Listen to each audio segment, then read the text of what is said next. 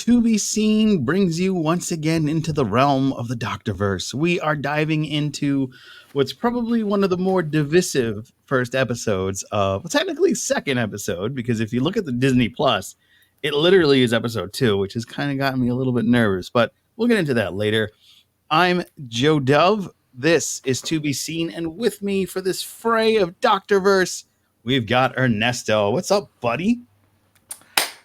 Time Lords, Time Ladies, welcome back to the console room, doing what this podcast was started for, talking about new episodes of Doctor Who. Wow. And it's been a long wait. Yes. Well, let's hop right into it. Doctor Who? Doctor Who? Doctor Who? Doctor Who? Fellas, you're never going to stop asking. Yeah, we have a new Doctor, a new world, and new happenstances. We've got 2 episodes that we're going to dive into, one of which, and the other one was, so we've got a little bit of a heck of a start. But yeah, this was a little difficult. Yeah. Space Babies, written by Russell T Davies, directed by Julie Ann Robinson. You know, I mean, it started out good because like this the whole butterfly effect joke was really cool, and I thought that was a nice way to start it off. It was like them actually going back to the dinosaurs, and then her like stepping on the butterfly, and then him bringing the butterfly. Like that part was cool. It's when they landed on the ship right after they go, oh, this is kind of like a Star Trek. Oh, Star Trek. I wonder how they're doing. Okay, well, we will get to that because that honestly, that is probably the most important line in this entire episode. Yeah. As Millie Gibson said in an interview, she called it lizard makeup. Yeah. Now we have been around. We've been around sets and conventions, and we've seen prosthetic makeup being done. Mm-hmm. We've seen a lot of behind the scenes. We know how long it takes. Yeah. Now, let's look at how much this cost. Okay. They had to hire a designer. Mm-hmm. Okay. Well, they had one on staff, but he had to design this makeup. Then he had to build the makeup. Mm-hmm. Okay. Bringing the actress in to do a mold of her head. All in all, for this, what was it? Maybe 1 minute of screen time? That long? I don't even know. Probably not. But this one butterfly effect joke, had to cost them at least £100,000. Yeah, probably at least. For hey man, they got that Disney money, man. It's all good. We'll be talking about the Disney money. All right, so but one thing for me. The Doctor. Ncuti Gatwa. I like him. Yeah, me too. He is. He's very grown on me. Well, we also had 1.5 episodes with Ncuti, so it's not like it's not a cold open. It's not like the first episode of Jodie Whittaker, where we're experiencing everything anew. Right. We had half. We had the bi-generation, and we got to see a little bit of him. And for the first time, we saw a Doctor regenerate, and he wasn't all discombobulated. Yeah, he wasn't sleeping for half the episode. And then the Christmas episode, which was interesting. We consider that episode 1 if you look on the way. Well, this is an entire new reboot. If you look it up on IMDb, it's under a completely different classification. Really? Yes. There's Classic Who. It says season 1. Yes. Well, it is season 1. In a lot of ways, Russell says that this is almost a soft reboot of the show, as opposed to the full reboot that he did in 2005. It's a reboot of that. It's a soft reboot of that. So that's why they're starting from season 1, episode 1. Yeah. So we've already discussed Ncuti Gatwa, the actor, and the 15th Doctor's personality. I do like that a lot of this episode was exposition for new fans, because you're always going to have new fans. And Doctor Who is a very difficult show to just jump in. Yeah. Because there's literally 60 years of history with this show. Yeah. But they were able to bring it into a quick, with one line, one line of this, one line about what the TARDIS is, one line about who he is. Very quick, someone who just turned on, hey, what is I recognize that guy from the Barbie movie. Let's see what this show is. Yeah. For someone with those eyes who've never seen Doctor Who before, the exposition was wonderful. Mm-hmm. And then the line that Trek fans around the world threw their fists in the air. Yep. Doctor Who made Star Trek canon. Not the show, but the actual people. Mm-hmm. Somewhere in the Whoniverse, there is Star Trek.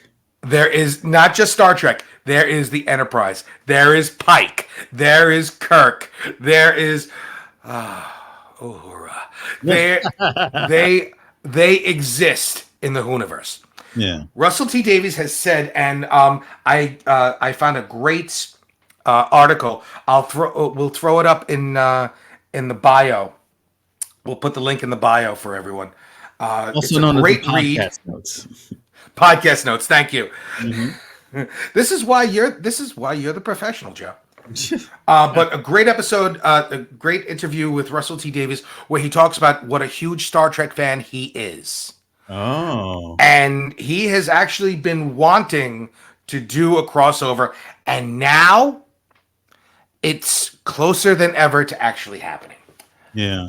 So the 11th Doctor has a comic book where he meets the Enterprise, commanded by Captain Jean-Luc Picard.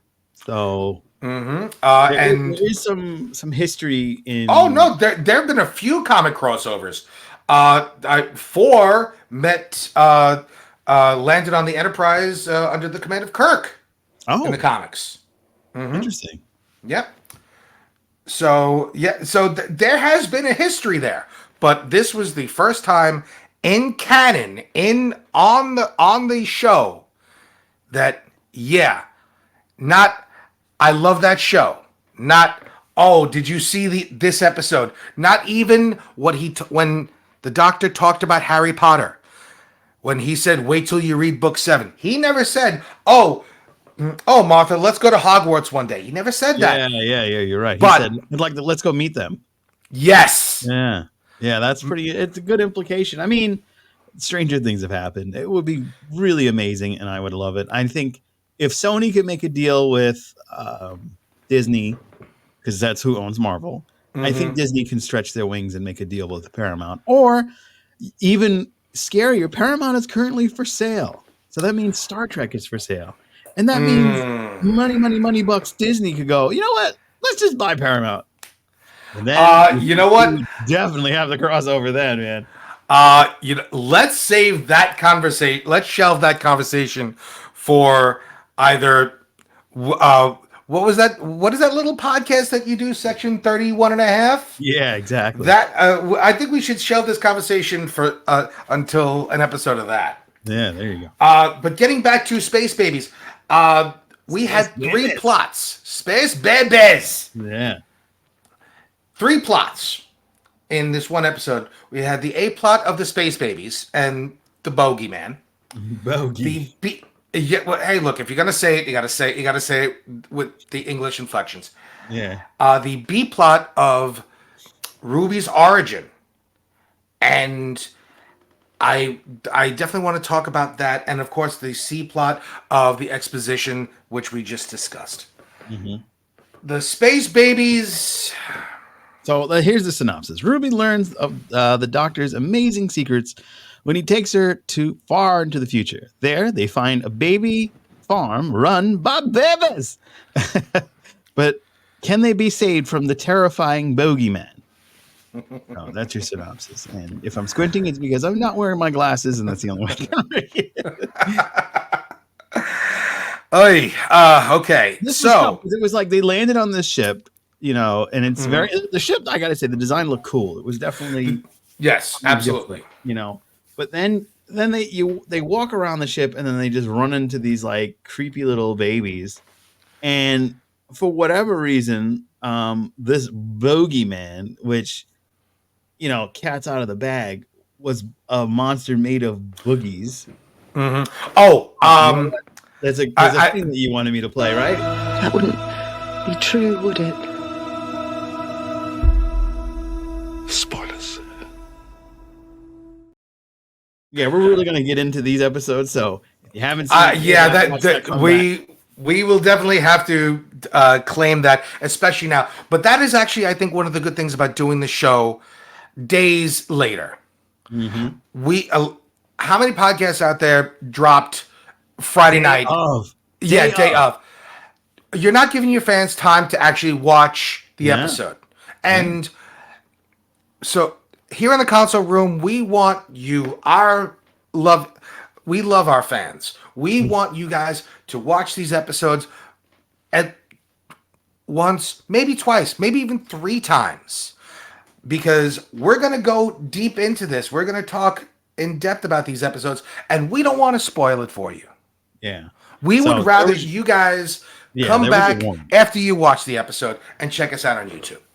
So what I thought about the Doctor in this particular episode, though it was a very tough one, that every time the babies were on screen, I was like, oh. Is that CGI or the way they move their mouths and stuff? Yeah, it almost looked anime. Yeah, because the lip sync wasn't it was just off. Yeah. So it reminded me, a lot of watching anime, and that's part of the reason why I have such a tough time watching anime, because the lip sync is off. I don't mind the anime, but like I know they got that sweet Disney money, so it's like, come on, like I don't know. I'm not a big fan of babies getting involved in stories, unless it's like we gotta save the baby. Like having babies as characters. Like I could never get into what's that Alec Baldwin cartoon, but Boss Baby or something like that. Oh yeah. I never got into that because it's talking baby. Like, come on. The last time Talking Babies was fun was a movie called Look Who's Talking, and the baby. I was waiting for you to say that, because Russ, if you're watching, and hopefully you are, you missed a perfect opportunity. Come on, there would have been. You spent $100,000 on a butterfly joke. All you had to do was have the Doctor point at little Eric and go, "Look who's talking." Exactly. Or when Eric first speaks, have him say, "I was expecting you to sound like Bruce Willis." That would have been funny. I don't know if people would get Bruce Willis. Probably not. But it would. Maybe not. I mean, again, showing our age here. Yeah. Rocking our Generation X flag. Yeah. But that was definitely a missed opportunity. But now, what was scarier to you, the Bogeyman or the Talking Babies? Ooh, the Talking Babies. Like the Bogeyman. It just looked like a cheap version of Alien from. Yeah. From the Alien movies, where it was like the babies were like, ooh. It's just bothersome. It's like, and I was worried. I was like, God, I really hope Ernesto didn't love this episode, because it's going to be a hard episode to do in the console room. This was. No, that I definitely. This is definitely not going down on my list of favorites. But so the villain for the Doctor in the second episode, the Devil's Chord, he got some really dope threads. Like, I would rock that suit now, even though stripes and big people don't mix. But I definitely would rock that. I have a very good friend who's also a cosplayer. You you met him at Trek Long Island last year, and he actually has the 15th Doctor's the Shooty outfit with the long leather coat, and I when I first saw the promotional photos for Shooty's costume with that suit, I'm like, dude, are you? And I was like, I'm buying that suit and that wig. Yeah, so he will definitely be doing. Let's quickly finish up Space Babies because we do have a lot to talk about with the Devil's Chord. Companions. Yes. See, I met this person and I got whooshed away across all space and time. I mean, I had the most amazing adventures, really. I mean, you wait till you hear, because I'm going to tell you them all. So, and I mean, the main companion is the one that we've known so lovingly and well. Yeah, Ruby a little bit more. The memory changed. Space babies. God. I'm gonna punt the space baby. The fact that they had that memory. That it started snowing when they're talking about the memory, and the fact that her mother, the memory itself changed with Mom doing, Ghost of Christmas Yet to Come on the Doctor. That this is going to be. I am all in on the Ruby origin story. Okay, yeah, I could care less about the space babies. Well, I mean, but I'm all in. Ruby is a space baby. I think that's what they were getting at.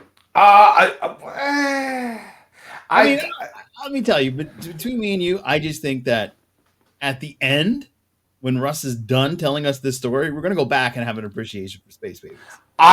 You know what? I certainly hope so, because if not, the redemption arc for space babies is probably going to be a season long. The other companion of note was the Nan E program, and this Jocelyn Sinclair, yes, played by Golda Roshalev, and Golda, please forgive me if I butchered your name. Great performance. I loved the edit protocol. Of the voice edit protocol, that was very funny, but other than that, kind of superfluous, kind of generic, crew member in distress, nothing new, nothing we haven't seen before. However, the enemy, he's a little different. I mean, it's the alien from Aliens. Pretty much. But some Jordans. the fact that what he's made of, I did find that kind of original. Yeah, that was pretty. The fact that he's a slime monster, made solid. Interesting concept, and the fact that was mostly needed because you needed to see, again, for all the new viewers, for everyone who turned on this show for the first time, they needed to see that the Doctor is indeed a hero. So that's why he went into the airlock and pushed the red button. Well, since we're talking about the villain, I shall now kill you, Doctor.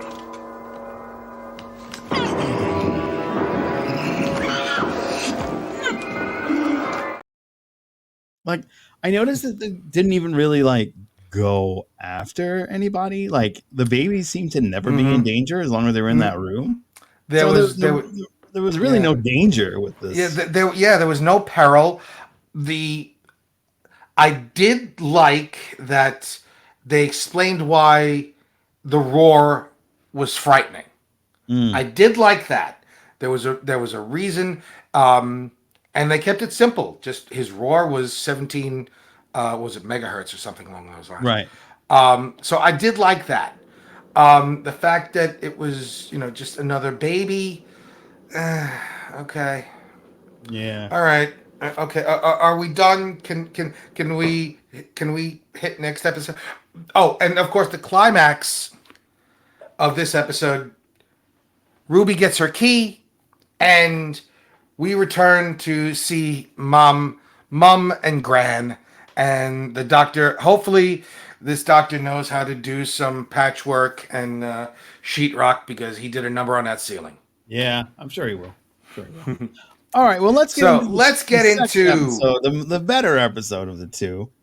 But man, was the villain hammy in this? That I think that was kind of the point. Oh my goodness.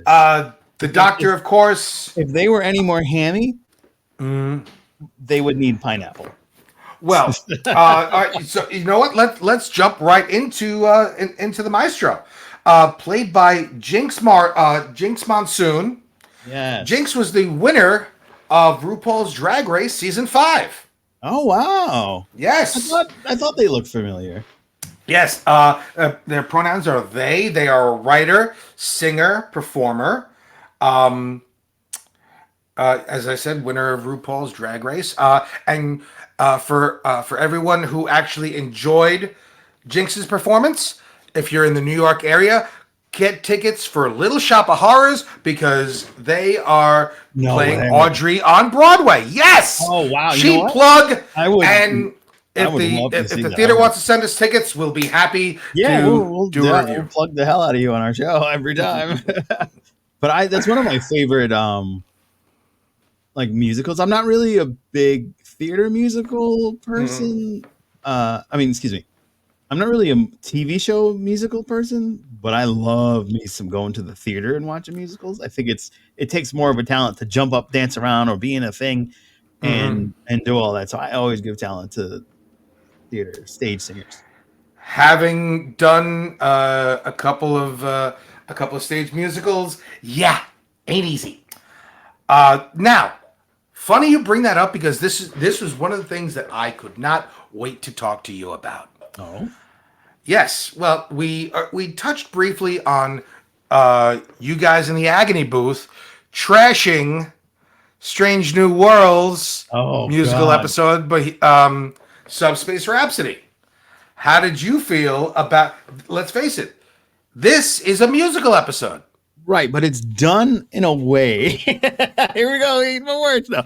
Come on. It's done in a way where the music was at the end. It was almost like a Bollywood story where like though?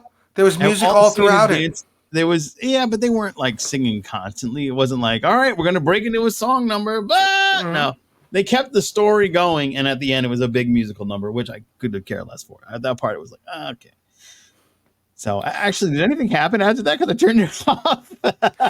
No, actually, that's how it ended. It ended with the last note and the TARDIS doors opening up a little bit and then slamming shut. And that led to credits. Yeah. But what I really enjoyed about this is they're building a mythos on these new villains that are stronger than what the Doctor has faced previously. Yes. In many iterations. And I really like that because we are this is the son of the child of the toy. The child, they didn't the Maestro instructed the genius who found the Devil's Chord of their pronoun they. Right. So I've been trying to keep it to they, but so they are the child of. So the Maestro is the child of the toy maker. Right, but then and then there's he who or they who. The oldest one. Yes, the last line that the Maestro has. The oldest one is waiting, or the one who waits. The one who waits is the coming. one who waits is coming. Yeah. So there are now. Are they all a species? Are we gonna? You think that the next villain next week's episode is going to be another one of him, Doctor Who, having to deal with another one of these type of? It might well be because right now we have two big stories going on. We have the origin of Ruby, and then the basically the God family. Yeah, toy maker, Maestro, and whatever else is the one who waits. Right, and whatever else is coming, if there's something. Yeah, and whatever else is coming. So this should be very interesting. Let's go back to companions because I have a lot to say about this. Ruby again, obviously, but The Beatles. yeah, and not just the Beatles. We had some great historical cameos in this. George Martin, who was knighted, so played in this by a gentleman by the name of Ed White. George Martin, knighted by the Queen, so it's Sir George Martin, often referred to as the fifth Beatle. He was the Beatles engineer. That's right. Yeah. Okay, John, Paul, George, and Ringo were there. I think they had one line each. No, John had some more roles because that's Chris Manson. So Yes, excuse me, Chris. No, I'm talking about Manson is 13. not yes. Chris Manson played John, and George Capel played Paul. Right. Both did wonderful jobs. The other Beatles, however, George Harrison and Ringo Starr, I think they had maybe one line each, and didn't really.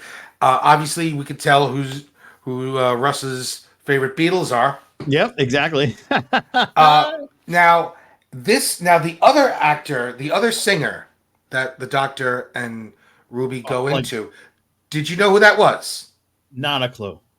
Neither did I. It was a singer by the name of. Like, oh, you didn't know this was Belly Betsy Ross. No. I'm not that big of an Anglophile. Okay, I'm sorry. Okay. All right. It was she played an artist called Celia Black. The actress was Josie Sedgwick Davis. Celia Black was an English singer. Wow. She had two big hits. Anyone Who Had a Heart and You Are My World, both reaching #1 on the UK singles charts in 1963. Cool. So that was the importance of showing her, because this artist, who obviously went on to much success in the UK, showing her there just solidified that music was literally destroyed by the Maestro. Yeah. But oh man, all those songs were terrible that they were singing. Oh, just awful, Yeah. awful. And one thing that I did notice, you mentioned about the song and dance at the end.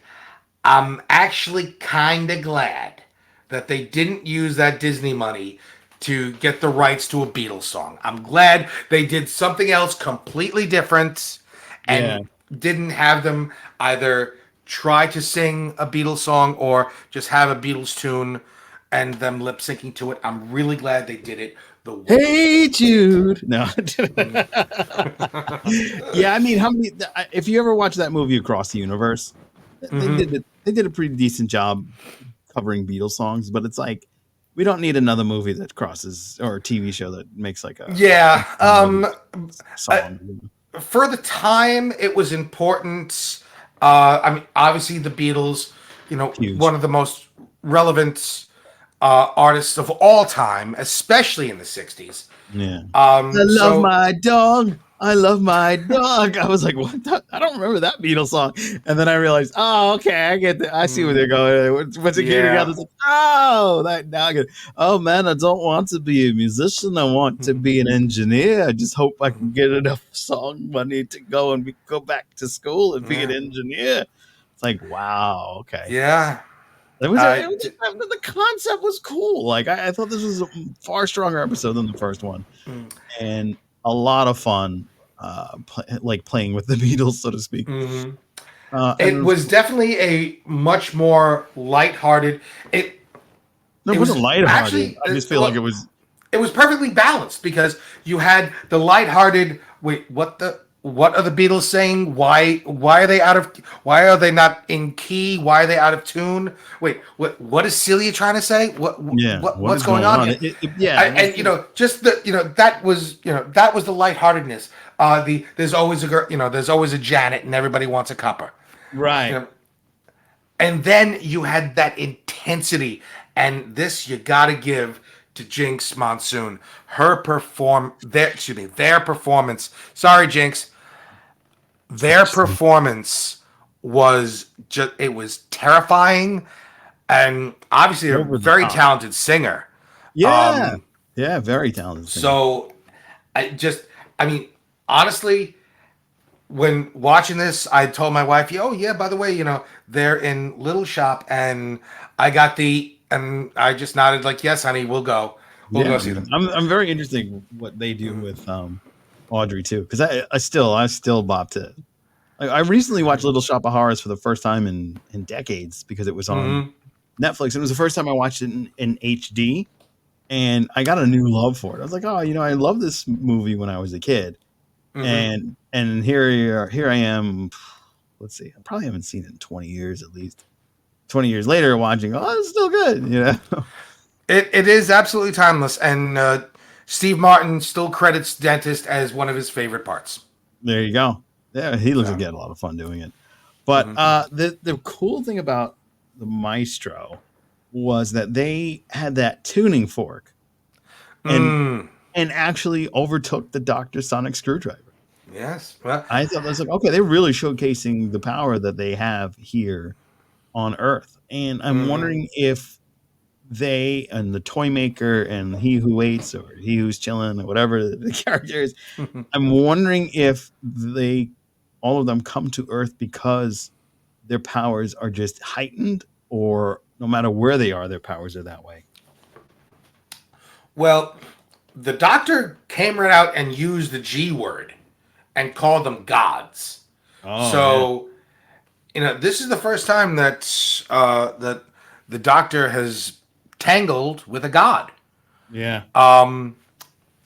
So this should be interesting. It's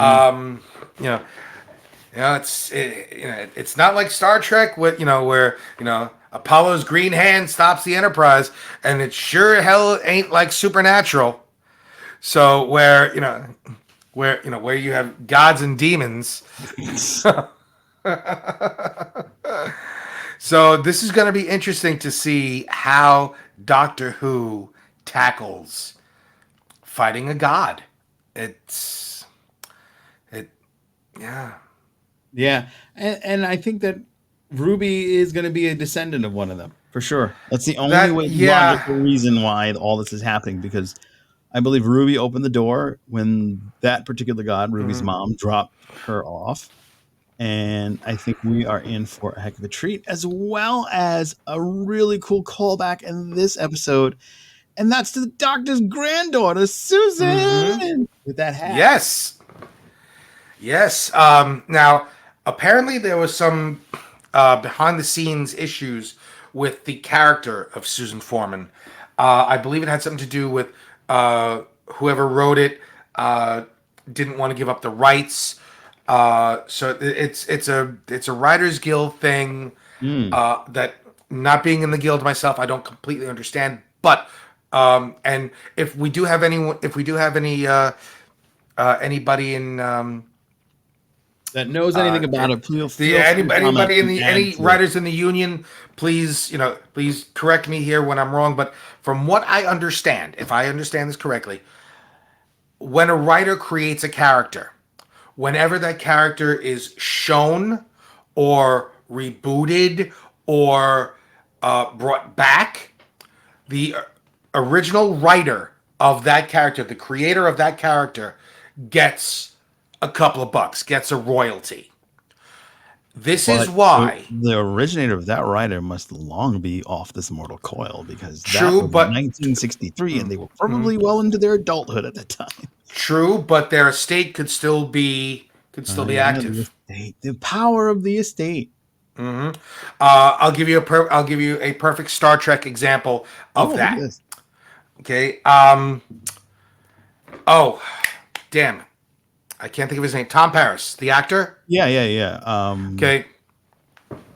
He originally was in an episode called Robert Duncan McNeil. Robert Duncan McNeil, thank you. Who's, by the way, is doing an amazing job on Resident Alien. Oh yeah, I was just gonna say, he produces Resident Alien, which is one of my favorite shows. It's such a son of a bitch. Son of a bitch. Yeah.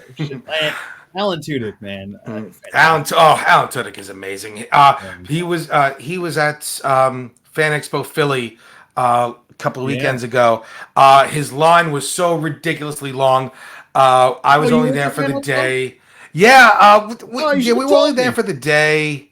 Oh yeah, well it was that kind of a last minute thing. We did. Wait. I think that was out. It was the first weekend of May, right? It was 2 weeks ago. Yeah. Yeah, I would just finish getting an No, I was going to say you were indisposed. Yeah, but Alan Teddick's line was ridiculous. The only line that was longer than his was for Rosario Dawson. So Rosario Dawson was there. Yep. Roz was there. The love of my life. She was doing photo shoots with Hayden Christensen, and he's making that cash now. The millennials who, Gen X hated the prequels, but the millennials are making it making it real. Cool so yeah.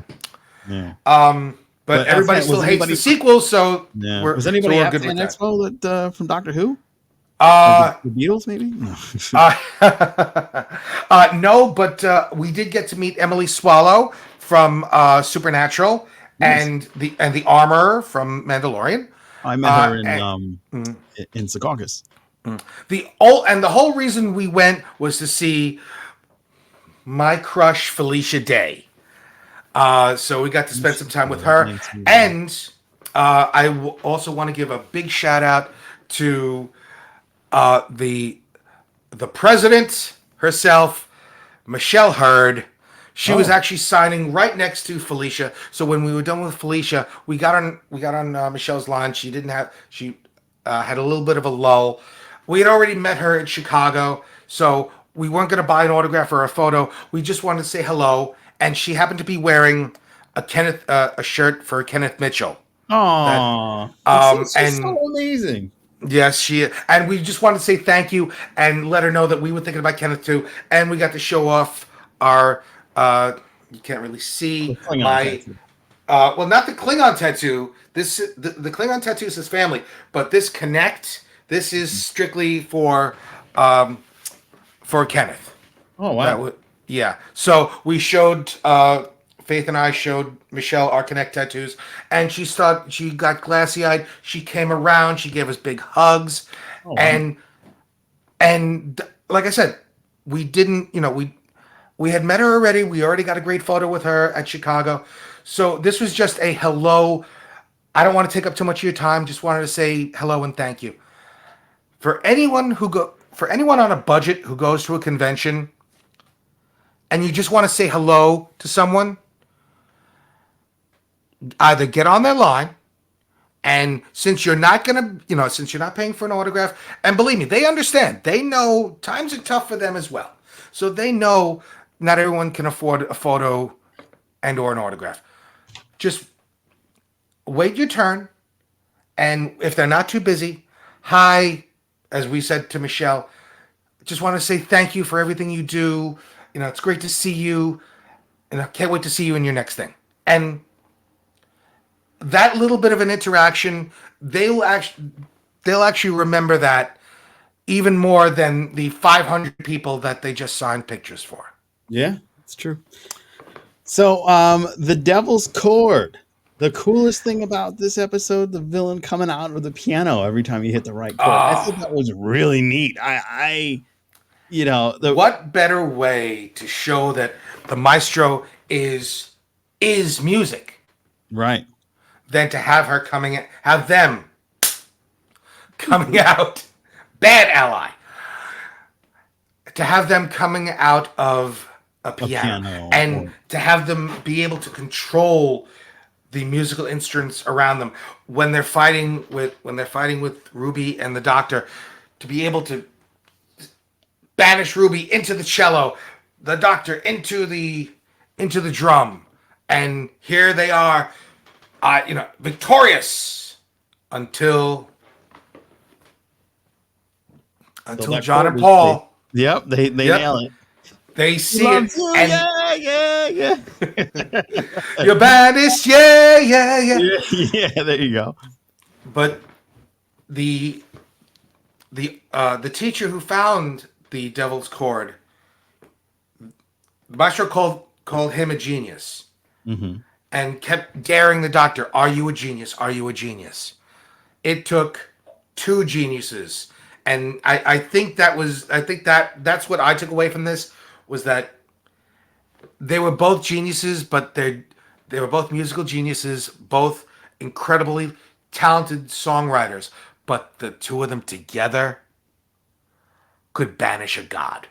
Oh, That's what I took from that. Oh, okay. I just figured they just figured the chord out the reverse and then wrapped up everything. I was like, oh, okay, cool.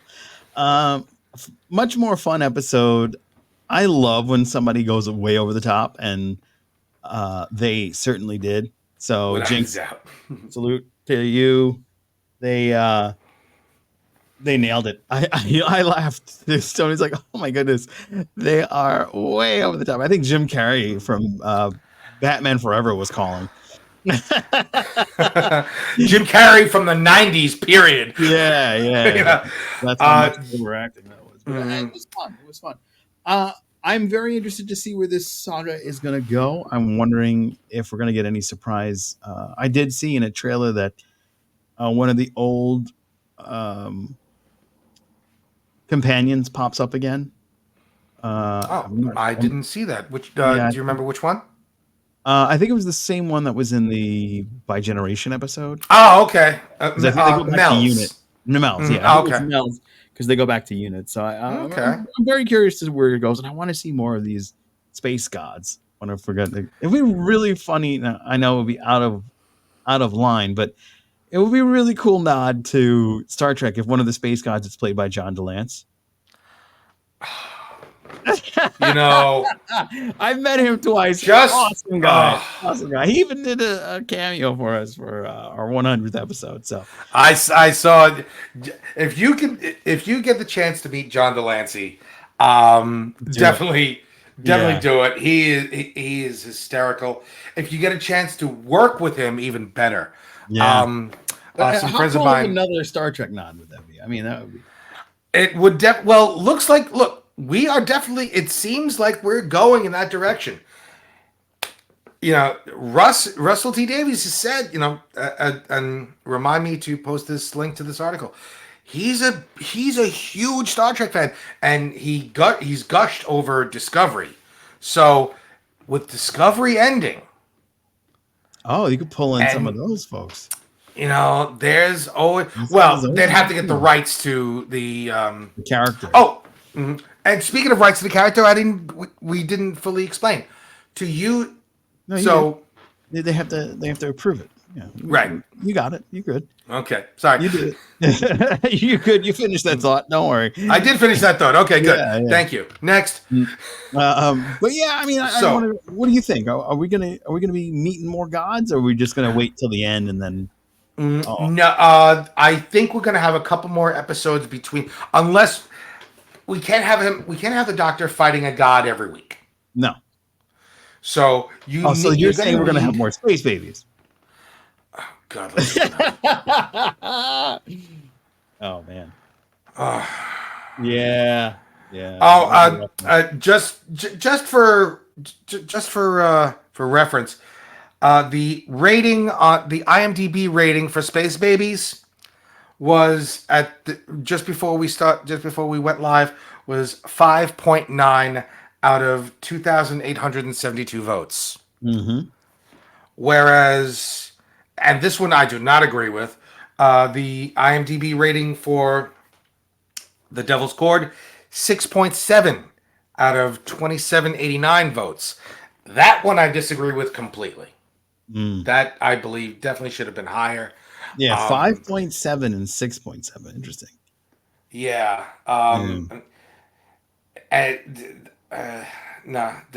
In my humble opinion, Devil's Chord should have been at least, at the very least, a 7.2. At the very least, a 7.2. But I think it should have been more than that. What do you guys think? Let us know in the comments. I am super excited to see where Boom takes us, because that's the next adventure the Doctor will be taking. He is caught in the middle of a devastating Catosian 3 war, and he is trapped on a landmine. So can he save himself and Ruby and the entire planet without moving? That should be pretty interesting. That they built some great suspense with the Doctor standing on a landmine. There's definitely this is definitely going to be a message episode. Yeah. As far as the landmine goes, we all know that is a huge problem in the world. So the fact that Doctor Who is tackling this issue just goes to show what great science fiction Doctor Who really is. Taking a modern problem and putting a sci-fi twist on it and making people see that this is what's going on today and we need to do something about this. Yeah. So all excited. Let's go forward, have some fun. We're going to a whole season of Who to chat about. And then we will chat with you soon.